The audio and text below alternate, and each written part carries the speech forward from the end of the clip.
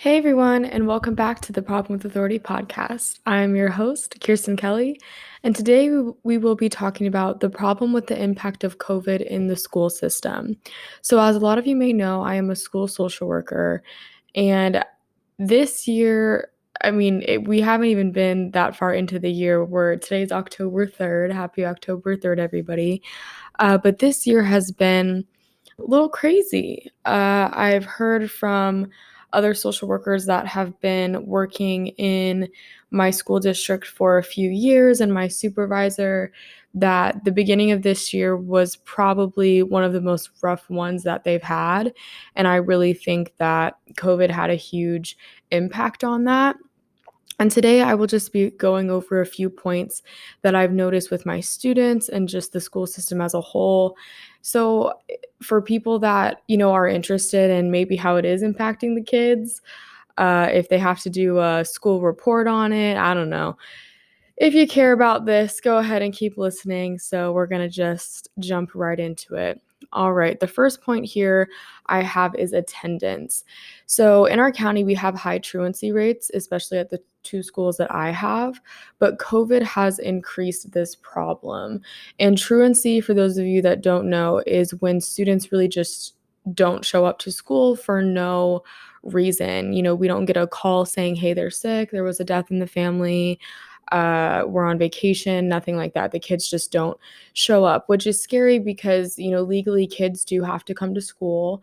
And a lot of the times when they're not showing up, there's stuff going on at home, which in the school system, I'm a social worker and I can help with a lot of those things, but it's hard to assist families when we can't even get their kids in school. And this is it's scary, and it causes a lot of problems and definitely trickles down, to the students' anxiety and stress when they're in school, that social anxiety, but their education as a whole, what they're able to, retain and what they're able to be there for is all they get. So a lot of the times they're behind in classes, that social emotional interaction they're not getting with their peers. It just has a really big impact on them. And with high truancy rates, we had these high truancy rates before COVID, but COVID has definitely increased that problem. So we have this thing in the system, the education system, called QP, which is quarantine present. So nobody has any idea what they're doing when it comes to quarantine present, or how to deal with if one student tests positive, how to quarantine like the whole class and different things like that. Schools are not being honest about reporting how many students have actually tested positive for COVID. So it's just a hot mess. Like, basically just picture everything being a hot mess, because that's what it is. And so what's happening is, like, say one student tests positive for COVID, every school is different how they do it, but they somehow come up with a list of kids that have to be quarantined because they were around that kid, whether because they're in the same friend group, whether because they're in the same class, whatever it may be. So then those students are sent home, which is called QP, quarantine present. And every student in our county, we have given them access to computers and Wi-Fi boxes. That was a thing last year when everybody was online. And this year they, received those same resources, but it's been an issue because it's taken a long time for those laptops to be set up, is what I've heard from my kids. A lot of the times teachers don't get around to making sure that those kids have their work. And I'm not blaming teachers. Like, the teachers, I don't know how teachers do what they do and do their job. They're honestly amazing. I could not teach and deal with all the other things that they have to deal with. But there's a lot of issues in our system that don't work, and a lot of the time it's not the professionals. Most of the time it's not the professionals' fault, like teachers, because a lot of times they're not trained, or they don't have access, or they didn't even know that the kid was QP. Like, a lot of communication issues. But some of my students have said, yeah, we don't get work while we're quarantine present, so the kids are just at home. And with that new thing that DeSantis passed in Florida, I don't even know what if there's like a specific thing, or like a specific title that it has. But basically what he passed was that the the kids don't have to, I think it's like they don't have to test negative or something to come back to school. So basically the kids can just be QP forever and be like, I'm sick, like the TikTok, and then parents just don't have to bring them back, which makes our job so much harder. Like the other day, I have a student that attendance just has always been an issue. Then they were QP, and I was like, oh my God, they're never going to come back. And then they came back, and I emailed my social workers that are involved with this student. And I was like, oh my gosh, they're back. Like, we have to celebrate the little things. I'm so happy. And when the kids come to school, I'm like, I'm so happy to see you. Like, we missed you. Just trying to get them excited about being there. And it's not their fault. It's not their fault that they can't show up, especially my elementary and middle kids. They do not drive to school. They can't, they're babies. It's not their fault that they're not getting to school. So just making sure that, when they are there, that we're loving on them, that we're supporting them and not blaming them for missing the school that they're missing, and just honestly meeting the kid where they're at and doing the best that we can. That's basically how I've seen a lot of teachers, admin, and staff trying to deal with this barrier. And also too, in my county, we have a lot of lower socioeconomic areas, and a lot of our families don't really have access to healthcare. So that's a struggle when getting these kids to get a COVID test, and also like medical treatment if it does get to a point where they can't handle it. And it's actually crazy. Our district hired a whole group of BSW social workers called social liaisons to tackle the attendance issue, which is so helpful for me. I love my social liaison that I work with. She's amazing. But yeah, because they were having attendance issues, like when everybody was online, like they couldn't get kids to check in on their computers or anything like that. But now there's kids that just didn't even show up to the first day of school. So we have no idea where they are, which is, it's so stressful and scary, especially with some of our students where we know their situation is just not the best. And we want to make sure that, there's no child left behind. And a lot of children are getting left behind and falling through the cracks because we just can't track them down. And there's a lot of turnover and a lot of low staff. Like a lot of people are quitting. A lot of people are not showing up, which affects, everything, literally everything in the school system and the education system. Not having enough bodies to watch these kids. You have guidance counselors now doing lunch duty and covering classes, because guidance counselors and deans, even some of the social workers I've heard, they've tried to help out because there's just nobody there. And that just doesn't help the situation at all. But let's move on to anxiety and stress. So we have seen an increase in auditory hallucinations in our students, which I've, talked about it with my other social workers. And we think that, it could be linked to the stress of school and the home life and the lack of access to like mental health resources in general, and not being able to process trauma, and the barriers to that is money, transportation, parents, and more. So this is really interesting. I didn't think that I would meet this many kids that have auditory hallucinations. I thought that would be a lot more rare, but my supervisor has talked with me about it a lot, and she was like, yeah, there is an increase. And I mean, we can definitely see the link between the stress and the lack of access to resources, and for the kids to be able to have that space to process what the hell's going on. Because my kids go through so much, like school and education, honestly, for them is in the back of their mind because of the stuff that they're going through at home. And as it should be, like they shouldn't be blamed for that. Like a lot of them are in like survival mode, fight or flight mode.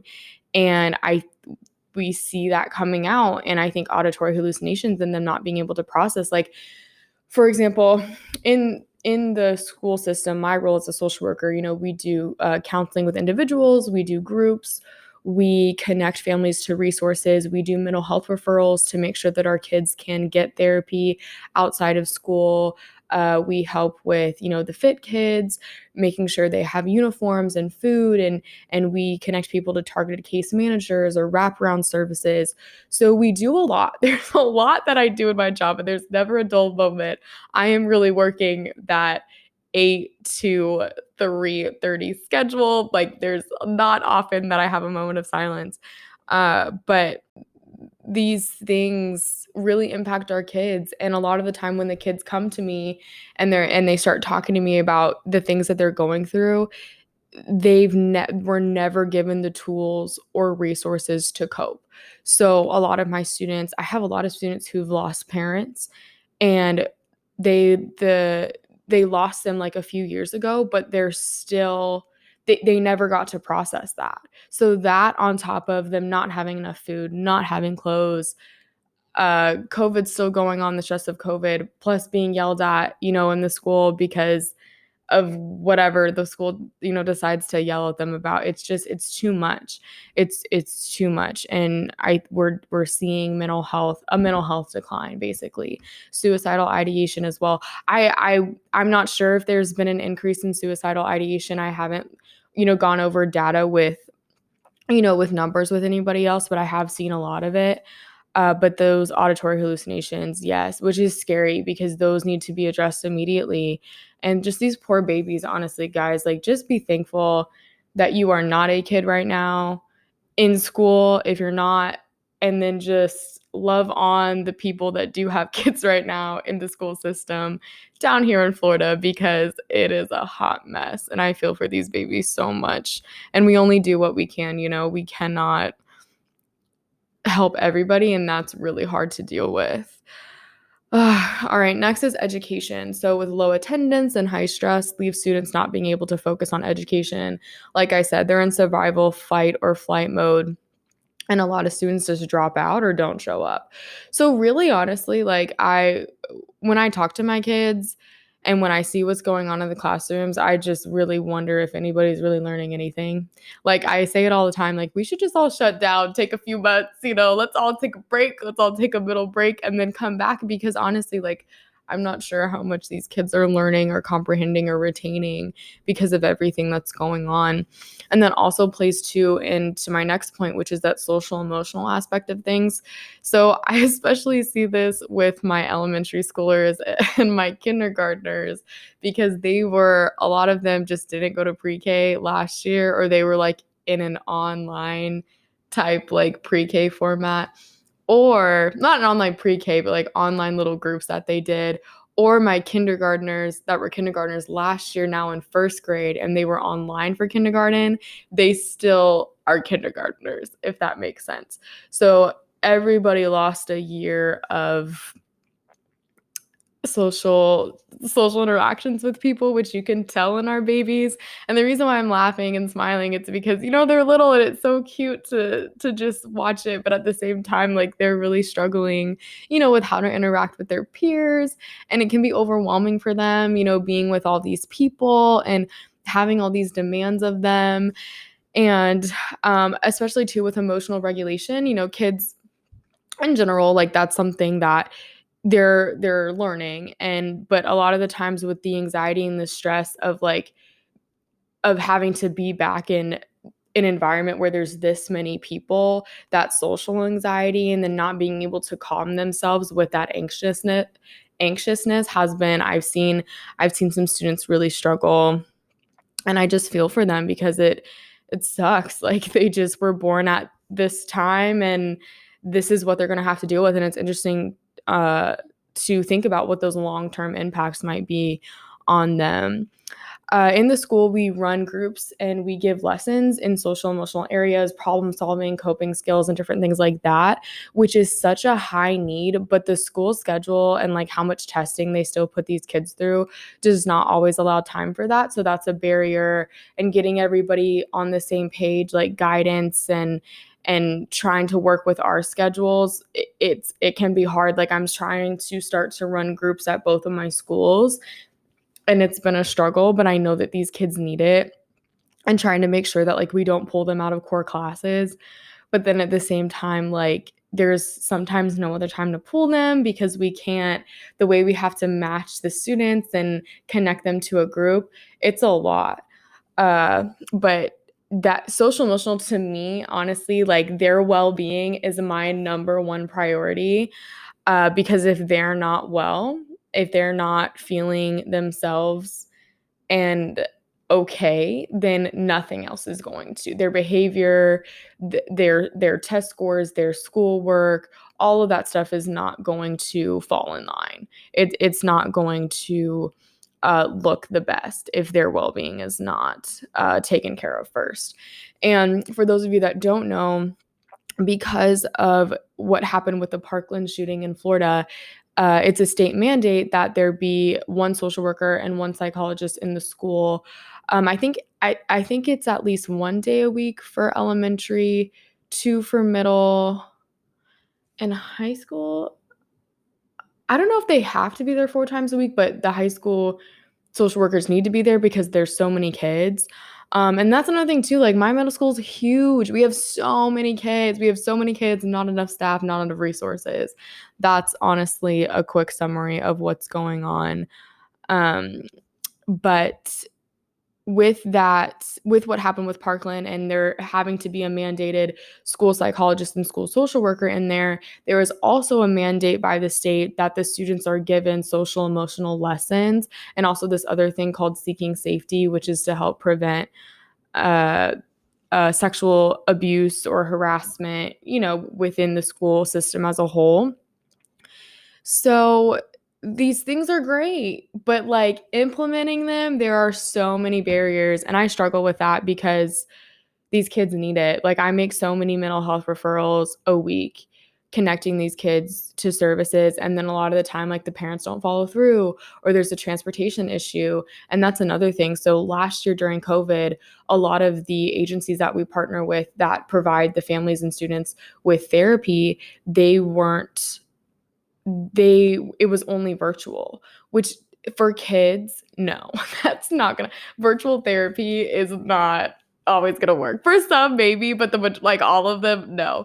So a lot of the students hated it. And now a lot of our agencies are still virtual. Some of them are willing to come into the school or take students and families after school, but not all of them, because that's a huge issue. Like we have single parent homes where the parents work and they don't have time to take the kid to therapy. So it's really nice when the therapist will come to the school and do sessions with them, but that's not like it was before COVID. So that creates another barrier, which that kid ends up not seeing services. And yes, I do individual counseling in the school, but there's no way that me and the psychologist can have like a caseload where we counsel kids back to back to back because there's so many other things that we do.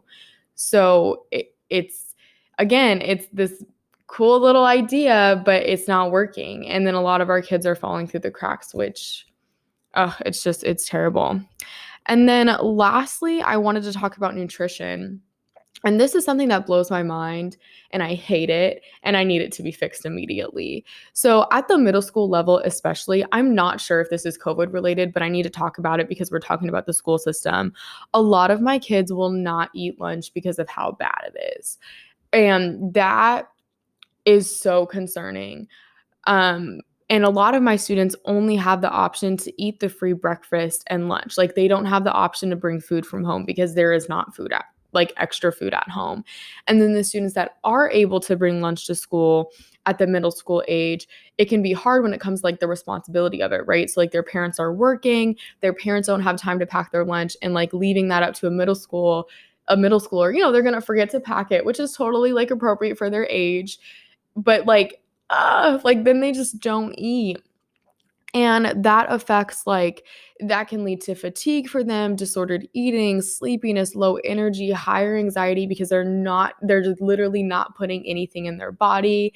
I don't even know if these kids are drinking water, dehydration, which, I love looking at things and the person from a holistic approach, and they're not getting so many of their needs are not being met.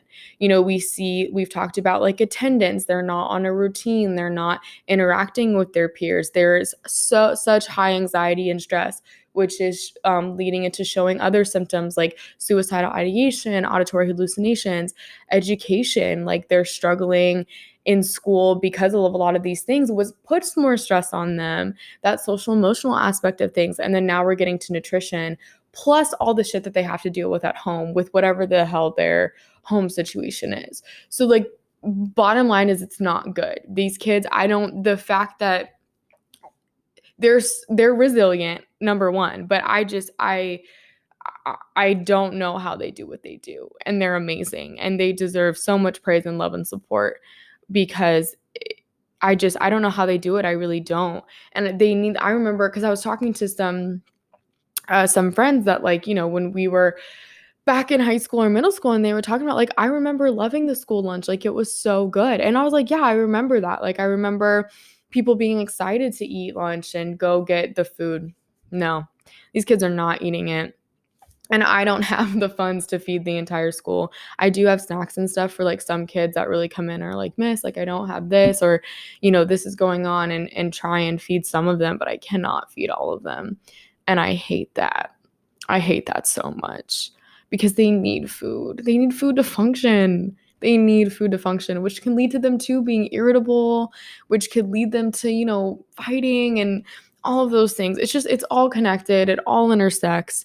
And a lot of these issues trickle down from the people at the top. And I don't know. I just wish there's all of these issues to me, like as a social worker in my training, I could totally put things in place to fix, but I'm not in admin. I'm here to support the school and do the best that we can. And I can suggest things, but admin a lot of the time doesn't even have the capacity to help make these changes. It was funny. I was talking to, I have a school social worker on Instagram. Some of you guys might know her if you're social workers and you're on social media. Social Work Scrapbook, Lauren. She's amazing, and she's a social worker in Texas. And it was funny, the other day she posted on her story this like little closet, like this clothing closet where people donate clothes. And that's another issue that I've had. So with our fit kids, we only give them school uniforms. We don't give them like after school clothes, like pajamas, day-to-day clothes, and things like that, which those kids need that. It's not just the school uniforms they need. And so I was looking at Lauren's story, and in Texas, they have a whole like Goodwill type thing that is free for children and families. And I asked her, I was like, is this closet in your school? And she replies, no, it's at our parent engagement center. And I was like, are you kidding me? Like, that's cute. A parent engagement center. Like, I wish we had that in Florida. Like, nobody cares about the education system down here. It's so bad. It's so bad. High turnover. They don't pay teachers enough. I don't even think they pay social workers enough. I think we need more money for what we do, especially with a master's degree. But that's a whole other story. But like I feel like now doing what I'm doing in Florida, in Osceola County, I can take on anything, because man, I wish you guys could follow me for a day in a life of what I do, because it's just unbelievable. Honestly, sometimes I'm sitting there and I'm like, wow, this is the issue that we're dealing with. And how do we best support the student and the family, like where they're at right here? And it's a lot of following up. It's a lot of fighting for the kids and their families. It's a lot of phone calls. It's a lot of showing them that we're there and that we care and that we're not giving up on them, which can be hard to do when our caseloads just kind of keep growing, because every day you're kind of pulled into a different situation where a student needs help. But yeah, that's it for today, everybody.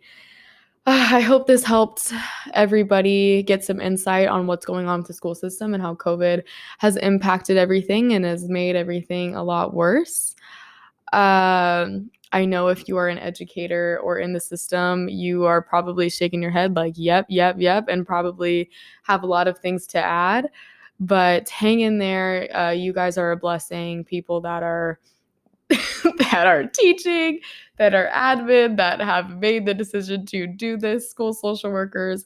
It is a lot. It is a lot, but these kiddos need us, and we do the best that we can, and then sometimes that's all that we can do. And I'll tell a little story before we go, but for an example of, doing the best that you can and that's all you can do, I had some students that that needed some food. Like, they weren't eating the school lunch at all, and they had recently gone through a loss. So I was really feeling for them. And I literally texted my mom. I was like, "Mom, would you like donate some food to me for the kids?" Because I had a lot of kids that week, like, "Miss, do you have a little snack or something?" And I just didn't. And I was like, "Oh my God, like, I need to have that." So my mom was so gracious and amazing, and she donated some food, because she cannot stand when kids or families like don't have access to food and are not eating.